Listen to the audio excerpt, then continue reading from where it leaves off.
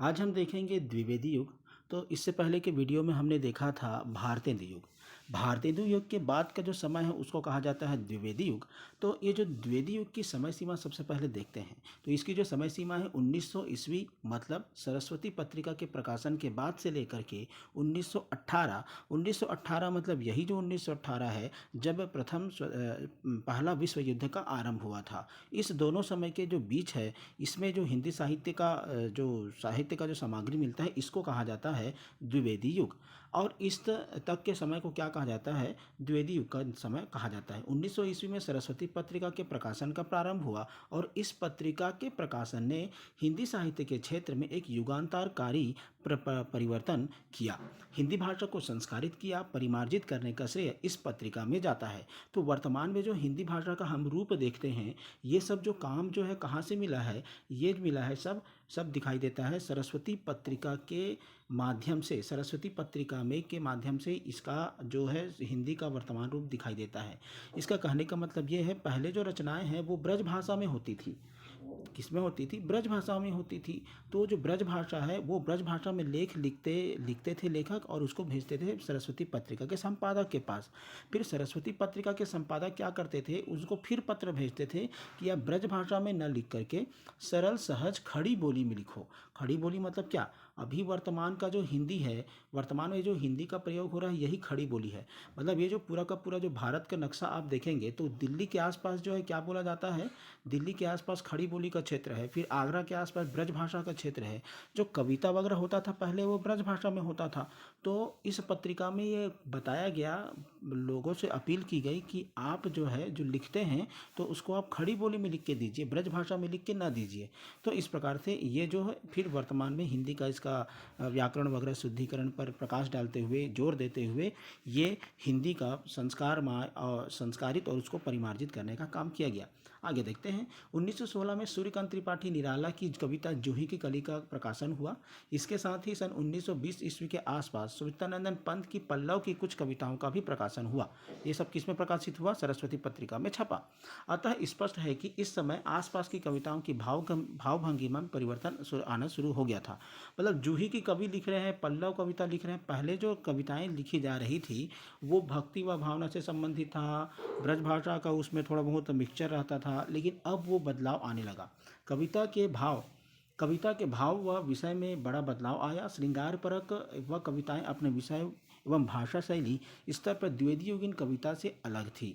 मतलब ये जो श्रृंगार परक कविताएं हैं, ये पहले की कविता भारतेंदु युग से लिखी जाने वाली कविताओं के सब्जेक्ट से, विषय वस्तु से अलग था, है ना। इस कविताओं का प्रकाशन नवीन युगबोध का सूचक था। हिंदी साहित्य के इतिहास में नए युग का आगमन हो चुका था। यही कारण है कि 1918 ईस्वी के बाद के आरंभिक सीमा, मतलब 1918 तक की सीमा को क्या कहा जाता है? ये द्विवेदी युग कहा जाता है। इसी द्विवेदी युग को कहा जाता है जागरण सुधार काल। आगे देखते हैं। तो ये हो गया आपका थोड़ा सा परिचय। सीमा आपको हमने बताने का प्रयास किया कि द्विवेदी युग की सीमा कहाँ से कहाँ तक है। तो 1900 से लेकर के 1918 तक की इसका सीमा है। आगे आता है इसका नामकरण। जो द्विवेदी युग है इसका नामकरण पर चर्चा करते हैं। तो इसका नामकरण है 1900 से लेकर के 1918 ईस्वी तक के कालखंड को, इसको दो नामों से जाना जाता है। इसी को द्विवेदी युग भी कहा जाता है, इसी को जागरण सुधार काल भी कहा जाता है। जो नवजागरण काल आया था, उसी नवजागरण में सुधार आया तो उसको कहा गया जागरण सुधार काल। जो द्विवेदी युग है, तो द्विवेदी युग का नामकरण महावीर प्रसाद द्विवेदी के भव्य साहित्यिक व्यक्तित्व को केंद्र में रखकर लिखा गया है। इस समय के साहित्य को द्विवेदी युग क्यों कहा गया? क्योंकि इस समय महावीर प्रसाद द्विवेदी ने 1903 में सरस्वती पत्रिका का प्रकाशन किया, और संपादन जब किया तो उसके बाद हिंदी में सुधार लाने के पर जोर दिया महावीर प्रसाद द्विवेदी ने। तो इसी समय इनका साहित्यिक योगदान भी बहुत ज़्यादा था। इसके कारण से इस काल को क्या कहा जाता है? द्विवेदी युग का काल नाम दिया जाता है। सरस्वती पत्रिका के प्रकाशन से पूर्व तक काव्य की भाषा ब्रज भाषा हुआ करती थी। ब्रज भाषा में काव्य लिखा जाता था। अधिकांश रचनाओं की रचना का विषय नायिका, प्रकृति व परमात्मा से ही होते थे। लेकिन महावीर प्रसाद द्विवेदी ने सरस्वती पत्रिका के माध्यम से कवियों को कविता हेतु ब्रज भाषा की अपेक्षा खड़ी बोली के प्रयोग तथा नायिका भेद की अपेक्षा राष्ट्र, समाज, व्यक्ति से जुड़े विविध विषयों पर कविता लिखने की प्रेरणा दी। मतलब सरस्वती पत्रिका के माध्यम से ये जो ब्रज भाषा में जो कविता लिखी जाती थी उसके बदले खड़ी बोली में कविता लिखने की प्रेरणा दी। और जो नायक नायिका सब्जेक्ट होता था उस नायक नायिका के बदले में राष्ट्र समाज को ध्यान में रख करके क्या होता था, कविता या साहित्य लेखन किया जाने लगा। अब तो इस महावीर प्रसाद द्विवेदी जी ने, ये जो महावीर प्रसाद द्विवेदी का इस समय योगदान बहुत ज़्यादा था सुधार करने के लिए, नियामक निर्देशन देने के लिए। कवि व्यक्तित्व जैसे निबंधों के माध्यम से उन्होंने कवियों को कविता संबंधी दिशा निर्देश दिया। वही मैं पहले बता चुका हूँ कि वो कुछ लेटर आता था उनके पास, कुछ काव्य आता था तो फिर से उसको निर्देश देते थे कि आप ऐसे ऐसे करके आप क्या करो, सुधार करते हुए आप लिखो। जिस कारण से काव्य में थोड़ा सुधार हुआ, काव्य की भाषा में सुधार हुआ। भाषा और भाषा वर्तनी के स्तर पर जो बिखराव फैला हुआ था उसको एक सूत्र में पूरा पिरोया गया और व्यवस्थित करने का कार्य महावीर प्रसाद द्विवेदी ने किया। इसी कारण से इस काल को क्या कहा जाता है, महावीर प्रसाद द्विवेदी के नाम पर द्विवेदी युग नाम दिया जाता है। इसके बाद आगे है जागरण सुधार काल। अब ये जागरण सुधार काल इसको भी कहा जाता है। जागरण सुधार काल क्यों कहा जाता है, तो जागरण सुधार काल इसलिए कहा जाता है क्योंकि 1857 की क्रांति में पुनर्जागरण की चेतना आई, वही पुल्लवित पुष्पित हुआ। वो जो द्विवेदी युग में क्या होता है, प्रकट होता है। द्विवेदी युग के कवियों की कविताओं में स्वतंत्रता, देशभक्ति, राष्ट्र निर्माण भावना सन्निहित है। मतलब आपको ये समझना है कि जो भारतेंदु युग की जो साहित्य है और जागरण सुधार काल के जो साहित्य है, मतलब द्विवेदी युग की साहित्य है, इसकी दोनों की विशेषता लगभग दोनों में समान है। जो भारतेंदु युग की विशेषता है वही विशेषता आपको कहाँ मिलेगा, जागरण सुधार काल, मतलब ये आपका द्विवेदी युग में मिलेगा। ये आपको याद रखना। वही बाल विवाह, वही कुरीति, वही समाज के अशिक्षा, दुर्दशा, इस पर क्या हुआ, साहित्य लिखा गया था। इस कालखंड में सही अर्थों में राष्ट्रीय व सामाजिक जागरण का सुधार आया। मतलब जो एक प्रकार का जागरण आया था, पुनर्जागरण हुआ था, उसमें और सुधार आया। यही कारण है कि इस काल को क्या कहा जाता है, जागरण सुधार काल कहा जाता है। तो ये आपका हमने बताया नामकरण से संबंधित और सीमांकन से संबंधित, मतलब उसकी समय सीमा कहाँ से कहाँ तक है। आगे आता है द्विवेदी युग के साहित्यकार। द्विवेदी युग के साहित्यकार, मतलब द्विवेदी युग के साहित्यकार कौन कौन से साहित्यकार हैं जिन्होंने द्विवेदी युग में साहित्य लेखन किया है। तो सबसे पहले आता है अयोध्या सिंह उपाध्याय हरिऔध। अयोध्या सिंह उपाध्याय हरिऔध जी का जो जन्म है वो 1965 ईस्वी में हुआ था। 1947 में इनका निधन हुआ था। अयोध्या सिंह उपाध्याय हरिऔध की रचना है प्रिय प्रवास 1914, पद्म प्रसून 1925, चुपते चौपते 1932, चोखे चौपदे 1932, रस कलश 1940, वैदेही वनवास 1940। प्रिय प्रवास जो है 1914 में इनका लिखा गया है, जो कि खड़ी बोली में लिखित इनका पहला महाकाव्य है। खड़ी बोली में लिखित पहला महाकाव्य है। अब खड़ी बोली आ रहा होगा, खड़ी बोली क्या है, तो वर्तमान की जो हिंदी है उसी को खड़ी बोली का ही रूप कहा जाता है। जो भारत है उस भारत में अलग अलग प्रकार की बोलियां हैं, तो अलग अलग प्रकार की बोलियां हैं, कहीं मगही बोली जाती है, कहीं मैथिली बोली जाती है, कभी छत्तीसगढ़ी बोली जाती है, कभी अवधी बोली जाती है। तो इसमें जो खड़ी बोली का रूप है ना, वही हिंदी भाषा के रूप में प्रचलित है। तो इसीलिए कहा गया खड़ी बोली में ये खड़ी बोली का पहला महाकाव्य कौन सा है, प्रिय प्रवास है। आ गया है रस कलश। रस कलश एक प्रकार का रीति ग्रंथ है, ये आपको याद रखना है। तो ये हो गया अयोध्या सिंह उपाध्याय के बारे में। आगे आता है राय देवी प्रसाद पूर्ण। राय देवी प्रसाद पूर्ण 1868 से 1915 ये इनका जन्म तिथि और मृत्यु दिनांक है। आगे है इनका राय देवी प्रसाद पूर्ण की कविताओं में स्वदेशी कुंडल, मृत्युंजय 1904, राम रावण विरोध 1906, वसंत वियोग 1912 सम्मिलित है। राय देवी प्रसाद पूर्ण की कविताओं में प्रकृति चित्र बड़े सरल और स्वाभाविक हैं। धाराधर धावन 1902 में कालिदास के मेघदूत का अत्यंत सरस पद अनुवाद है। स्वदेशी कुंडल 1910 में लिखा गया। इनकी देशभक्तिपूर्ण 52 कुंडलियों का संग्रह इसमें है। तो ये राय देवी प्रसाद पूर्ण, सबका नाम याद रख लेना और 2-4 कविता या 2-4 ग्रंथ आपको याद रख लेना है। 2-4 नहीं तो कम से कम एक ग्रंथ तो आपको याद रखना ही है। आगे आता है रामचरित उपाध्याय। तो रामचरित उपाध्याय जी 1872 में इनका जन्म होता है, 1938 में इनका निधन होता है। रामचरित उपाध्याय की जो कविताएं हैं, राष्ट्र भारती, देवदूत, देवसभा, विचित्र विवाह, रामचरित चिंतामणि, सुक्ति मुक्तावली। उपाध्याय जी की कविताएं द्विवेदी युग के विशिष्ट सुक्तिकार हैं। ये सुक्तिकार हैं द्विवेदी युग के। सुक्ति मुक्तावली में नीति विषयक पद्य संग्रहित है। रामचिंतामणि प्रबंध काव्य है, यह भी आपको याद रखना है। आगे आता है गया प्रसाद शुक्ल स्नेही।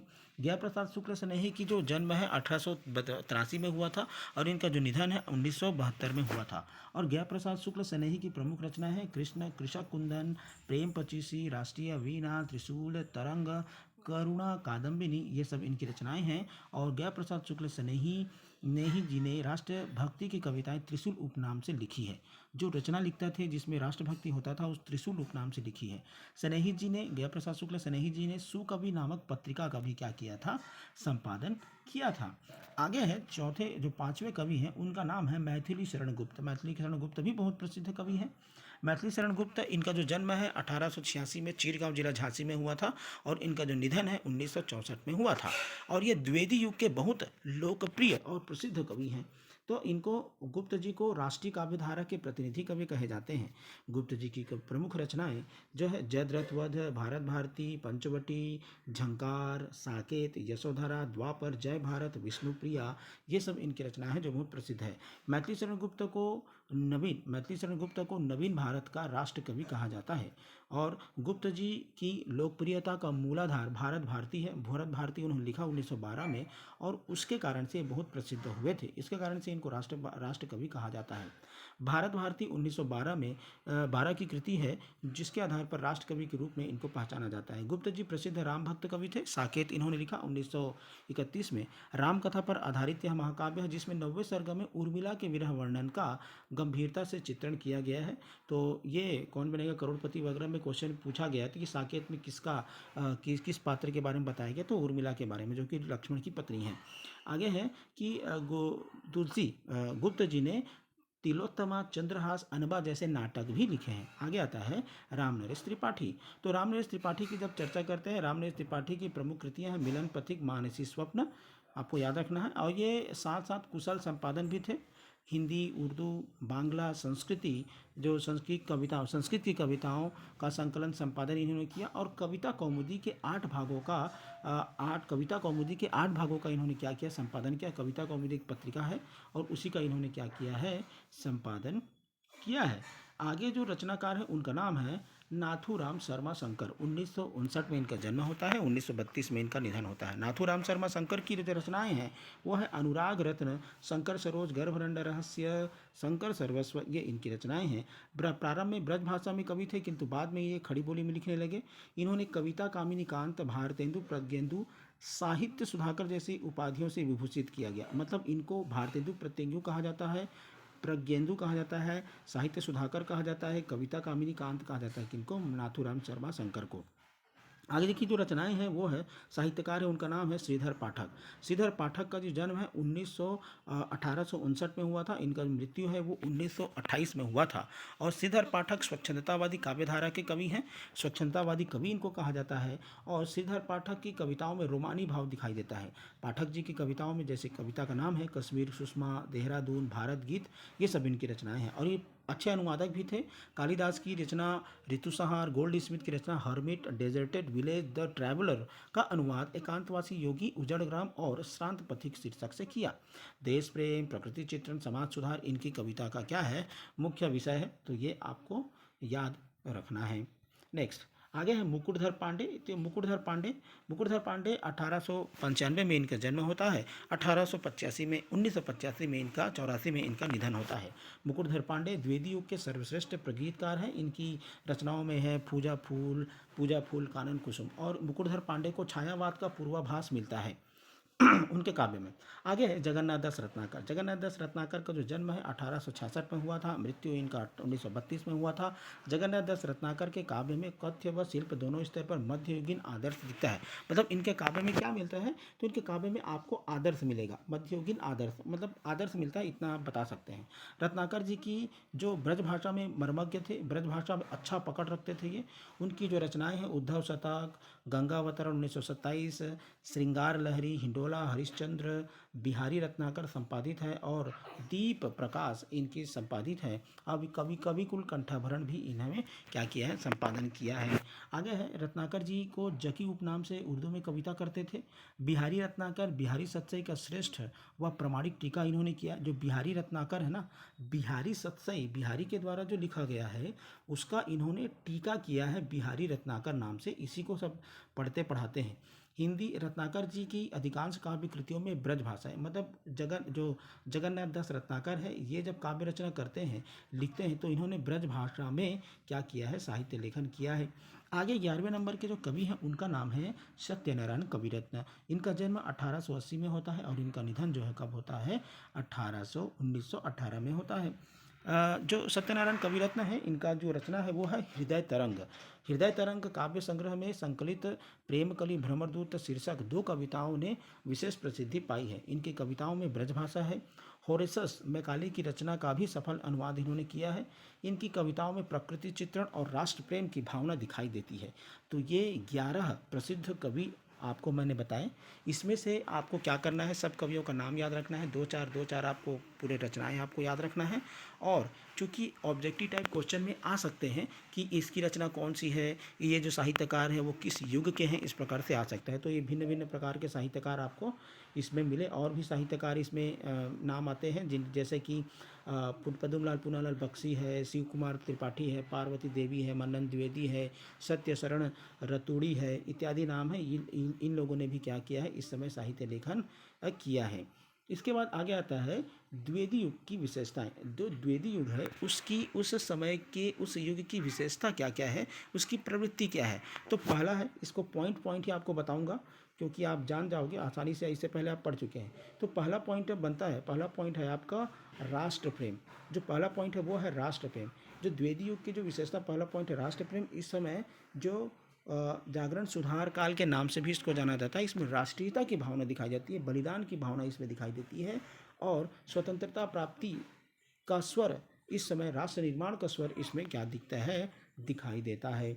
एग्जाम्पल आप पढ़ सकते हैं, धरती हिल कर नींद भगा दे, वज्रनाद से व्योम जगा दे, देव और कुछ आग लगा दे, इस प्रकार की कविताएं। आगे आता है इतिवृत्तात्मकता। इस समय की जो विशेषताएं हैं वो आपको मिलेगा इतिवृत्तात्मकता। अब ये इतिवृत्तात्मकता क्या है, तो इतिवृत्तात्मकता याद रखना, इसमें कथा मिल रहा है।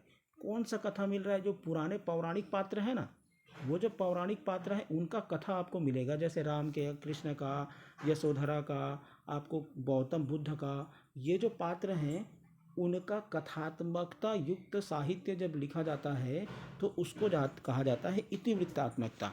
इति ऐसा ही, इति मतलब होता है ऐसा ही, वृत्तात्मकता ऐसा ही हुआ है, ऐसा ही हुआ था, ऐसा वाला साहित्य, इस टाइप का जो कथा जब आपको मिलेगा तो वो आपको कहा जाएगा इतिवृत्तात्मकता, मतलब कथात्मकता। कथात्मकता का दर्शन इसमें होता है। तो द्विवेदी युग में इतिवृत्तात्मकता की प्रधानता है। इसमें किसी घटना या भाव को जस का तस रख देने की प्रवृत्ति है। जो कोई घटना या भाव होता था पहले, जैसे रामचरितमानस लिखा गया तो वैसे ही साकेत लिख दिया गया, किसके द्वारा, मैथिली चरण गुप्त के द्वारा। देखिए, प्रिय प्रवास महाकाव्य लिखा तो इसमें प्रिय पति मेरा प्राण प्यारा कहाँ है, दुख जलनिधि डूबी का सहारा कहाँ है, इस प्रकार से जो रचनाएं हैं, मतलब उसमें कथा मिलेगा, ऐसा जो पौराणिकता आपको दिखाई देगा, मतलब इतिवृत्तात्मकता। तो इसमें प्रबंध रचना ज़्यादा इस समय हुआ है और यही कारण है कि द्विवेदी युग में महाकाव्य और खंड काव्य अधिक लिखे गए हैं। अब महाकाव्य खंड काव्य किसको कहा जाता है, ये आपको समझना पड़ेगा कि महाकाव्य में कोई कथा होता है, कोई महान नायक होता है और पूरी कथा होती है किसी महान, जैसे कि राम के बारे में, कृष्ण के बारे में, कि गौतम बुद्ध के बारे में पूरी जानकारी आपको मिलेगा, तो उसका कहा जाएगा आपको महाकाव्य या खंड काव्य कहा जाता है ऐसी रचनाओं को। आगे है तीसरा नंबर है मानवतावाद। तो द्विवेदी युग के जो पॉइंट है विशेषता में मानवतावाद आपको विशेषता दिखाई देगा। द्विवेदी युग के साहित्य में देवता नायक की अपेक्षा मानव केंद्र को अधिक रखा गया, मतलब देवता और नायक ये इनको दिखाने की अपेक्षा जो सामान्य मानव को दिखाने का ज़्यादा प्रयास इसमें किया गया है। यदि अगर किसी पौराणिक पात्र को दिखाएंगे तो उसको सामान्य मानव के रूप में दिखाने का प्रयास ये इसमें किया है, करने का प्रयास साहित्यकारों ने किया है। और इस समय स्त्री और पुरुष दोनों को सामान्य मानव की भावभूमि पर रखकर उनकी पीड़ा कष्ट का चित्रण किया गया है। जैसे कि गर्भरंडा रहस्य नाथूराम शर्मा की रचना है, ने जन्म से पहले विधवा हो जाने विधवाओं के पीड़ित जीवन का संवेदनशील चित्रण इसमें किया है। और इसी के बाद आगे पॉइंट है नैतिकता और आदर्श इसमें दिखाई देगा। नैतिकता और आदर्श का पॉइंट आपको मिलेगा। कारण क्या है कि जैसे कि आपको साकेत लिखा गया तो साकेत में कौन है, साकेत में किसके बारे में बताया गया है, साकेत में उर्मिला के बारे में बताया गया है। उसमें पात्रों की आदर्श को, पात्रों के नैतिकता को चित्रण किया गया है। तो नैतिक मूल्य पर बल देते हुए इस समय साहित्य लिखा गया है। कथाओं में इसका समावेशन आपको मिलेगा। इसके बाद है विस्तृत वर्ण विषय। विस्तृत वर्ण विषय मतलब क्या? इस समय जो है मतलब पूरा प्रकृति चित्रण, उसके साथ साथ लोक जीवन के बारे में, लोक जीवन के साथ साथ आपको ऐसा अलंकृत करने वाला या सुंदरता वाला आपको पंक्तियों का चित्रण इस समय आपको दिखाई देगा। मतलब विस्तृत वर्ण विषय। वर्ण विषय कैसा था? विस्तृत था। इसको आप दूसरे शब्दों में लिख सकते हैं विषय का विस्तारण या विषय की बहुज्ञता। इस प्रकार से भी आप पॉइंट इसको बना सकते हैं। आगे आता है सामाजिक समस्याओं का चित्रण। ये तो आपको भारतेंदु काल में भी दिखाई दिया। भिन्न भिन्न प्रकार के जो समाज में बुराइयां हैं उसका चित्रण भारतेंदु ये इस समय के साहित्यकारों ने किया है। हास्यपरक और व्यंग्यपरक रचनाएं भी इस समय हुई हैं। जो राजनीतिक शोषण होता था, लकीर के फकीर या फैशन परस्ती, धर्माडंबर, सामाजिक कुरीति, इस पर क्या लिखा गया? इस समय साहित्य लिखा गया है ना। आगे है जैसे कि लाड कर्जन को व्यंग करके साहित्य लिखा गया है। लाड कर्जन को साहित्य व्यंग करके लिखा गया। आजकल का सुख, इस प्रकार से आगे है। और भी पॉइंट जैसे देखना है तो इसमें 8वां नंबर का द्वितीयों की कविताओं में विशिष्ट प्रवृत्ति है। ब्रजभाषा के स्थान पर खड़ी बोली का प्रयोग इस समय हो रहा था।